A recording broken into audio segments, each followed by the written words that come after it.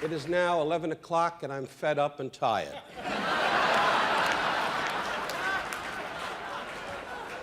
Marty, I would address... Somebody get a phone book so you can see me.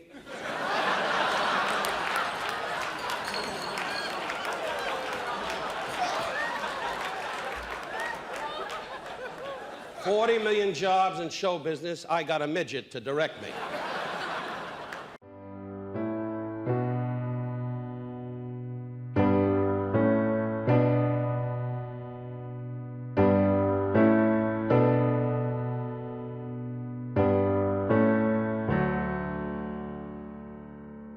Don Rickles, comedy's equal opportunity offender, dies at 90.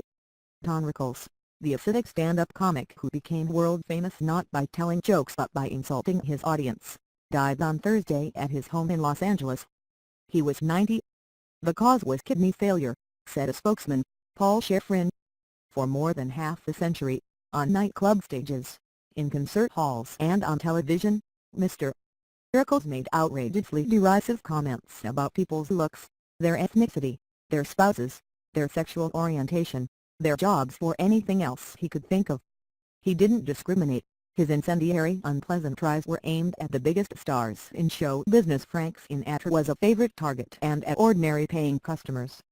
His rise to national prominence in the late 1960s and early 1970s roughly coincided with the success of All in the Family, the groundbreaking situation comedy whose protagonist, Archie Bunker, was an outspoken bigot. Mr. Rickles' humor was similarly transgressive. But he went further than Archie Bunker, and while Carol O'Connor, who played Archie, was speaking words someone else had written, and was invariably the butt of the joke, Mr. Rickles, whose targets included his fellow Jews, never needed a script and was always in charge. One night, on learning that some members of his audience were German, he said, 40 million Jews in this country, and I got for Nazis sitting here in front waiting for the rally to start. He said that America needed Italians to keep the cops busy and blacks so we can have cotton in the drugstore, and that Asians are nice people, but they burn a lot of shirts. He might ask a man in the audience, "Is that your wife?" And, when the man answered yes, respond, "Oh, well, keep your chin up." Continue reading the main story. Related coverage. The sampling of Don Rickles' Barb's April 6, 2017. Don Rickles at Elaine's, The Current Act April 6, 2017. Recent comments. Carol Smalley no 1 hour ago. Wow, I'm usually pretty close to at least some of the comments. For me some of Don Rickles' comedy was funny and charged, and some of it made Tony 1 hour ago. When I see how politically correct and stiff America has become, it almost makes me yearn for the days when Rickles could get away with what? RLK 1 hour ago. He didn't have a mean bone in his body. Every bone was funny. See all comments. Write a comment. As brutal as his remarks could be, they rarely left a mark. I'm not really a mean, vicious guy, he told an interviewer in 2000. Sidney Poitier was said to have once been offended by Mr. Rickles' racial jokes. But in Mr. Warmth, The Don Rickles Project, the 2007 documentary directed by Sean Landis, Mr. Poitier sang Mr. Rickles' praises. Recalling the first time he saw Mr. Rickles perform, Mr. Poitier said, "He was explosive. He was impactful. He was funny. I mean, outrageously funny." Mr. Rickles got his first break, the story goes, when Sinatra and some of his friends came to see him perform in 1957, in Hollywood, according to most sources, although Mr. Rickles said it was in Miami. "Make yourself at home, Frank," Mr. Rickles said to Sinatra, whom he had never met. "Hit somebody." Sinatra laughed so hard, he fell out of his seat. Mr. Rickles was soon being championed by Sinatra, Dean Martin and the other members of the show business circle known as the Rat Pack. Steady work in Las Vegas followed. But he was hardly an overnight success. He spent a decade in the comedy trenches before he broke through to a national audience. In 1965, he made the first of numerous appearances on The Tonight Show, treating Johnny Carson with his trademark disdain to the audiences and Carson's delight. He also became a regular on Dean Martin's televised roasts, where no celebrity was safe from his onslaughts. "What's Bob Hope doing here? Is the war over?" Mr. Rickles' wife, who he said likes to lie in bed, signaling ships with her jewelry, was not immune to his attacks. Neither was his mother, whom he referred to as the Jewish Patton. But off the stage, he didn't hesitate to express his gratitude to his mother for unflaggingly believing in his talent, even when he himself wasn't so sure. "She had a tremendous drive," he recalled in Mr.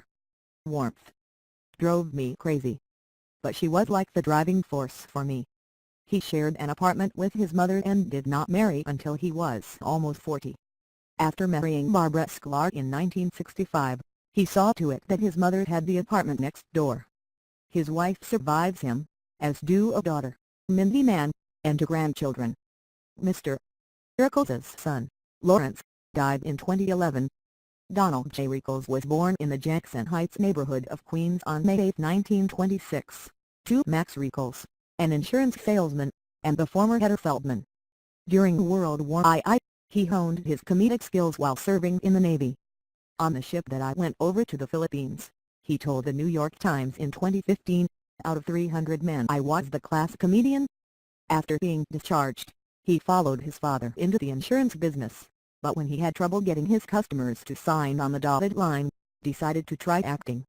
He studied at the American Academy of Dramatic Arts in New York, an experience that he later said gave him a greater sense of himself. But he found it difficult to get acting jobs and turned to stand-up comedy. For a while, he pursued acting and comedy simultaneously.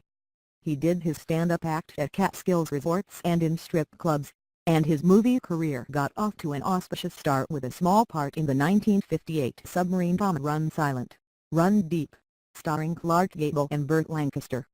But the bulk of his film work in the 1960s was in low-budget beach movies, Bikini Beach, Muscle Beach Party and Pajama Party, all in 1964, and Beach Blanket Bingo in 1965.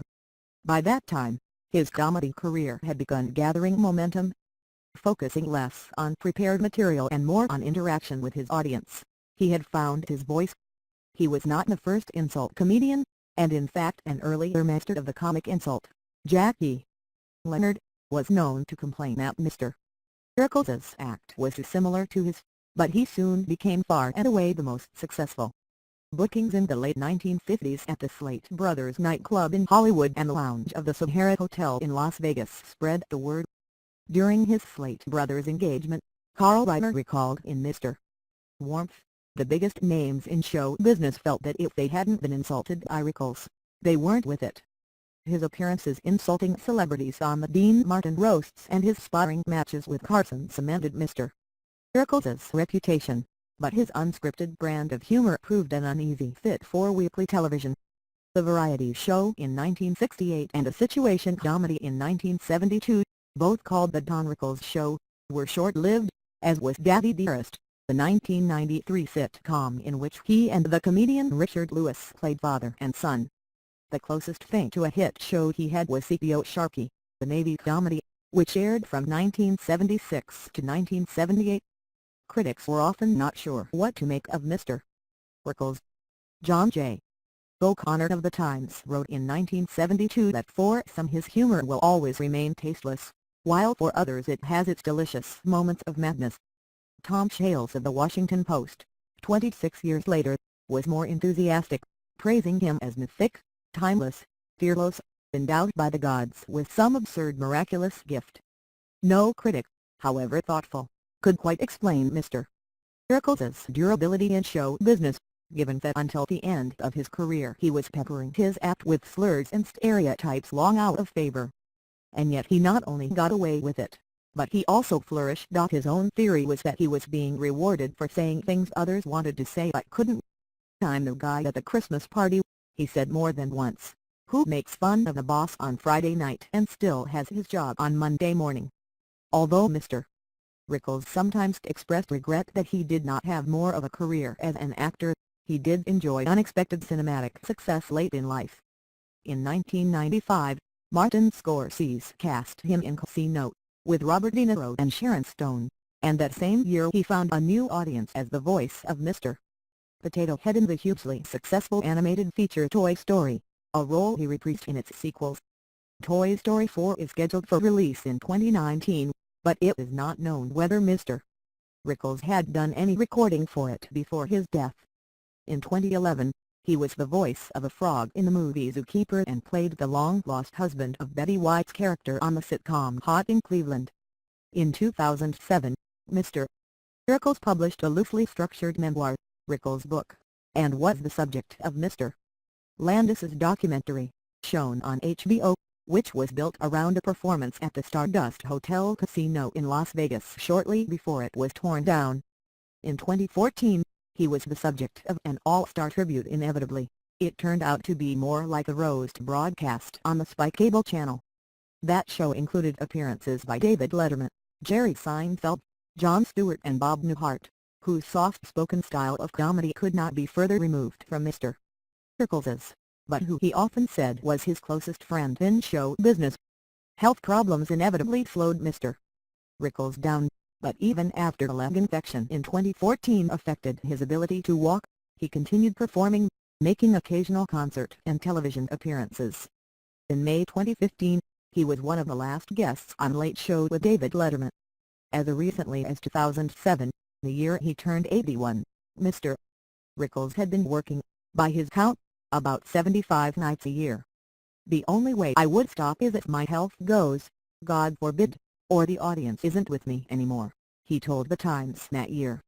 "Besides, I got to keep going. My manager told me he is to put his kid through college. His kid is 10 years old,